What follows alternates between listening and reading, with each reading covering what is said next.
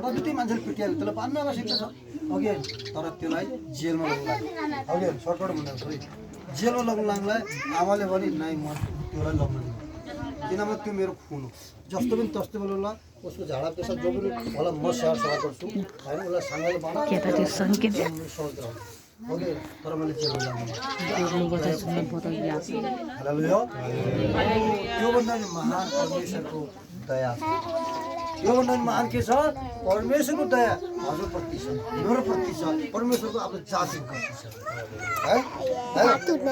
तिमीहरू देखौ त्यस्तो गर्ने भएको कारणले तिमीहरूका कुटुम्बहरू तिमीहरूका छोराछोरीहरूलाई कैदमा गरेर लैजाने तिमीहरू कुटुम्ब हुन्थ्यो पहिला हाम्रो इष्ट कुटुम्ब हुन्थ्यो कसलाई थाहा होला हाम्रो कुटुम्बहरू हुन्थे हामी छेत्री जातको छेत्री हुन्थ्यो मगर जातको मगर हुनु अर्को अडग हुनु अलग अलग आफ्नो जाति सम्प्रदाय हुन्थ्यो हाम्रो इष्ट कुटुम्बहरू हुन्थ्यो नि हाम्रो पनि टाढा छ मात्र छ होइन हाम्रो कुटुम्बहरू हुन्थे हो कुटुम्बहरूलाई पनि अहिले यो परमेश्वरको सुसंस्कार दिनु आवश्यकता छ किन हामीहरू तर कुटुम्ब पनि बचिजाउँ नि तर प्रभुको वचनले के भन्छ होइन तिमी लगाऊ खिच्ने र उठाउने म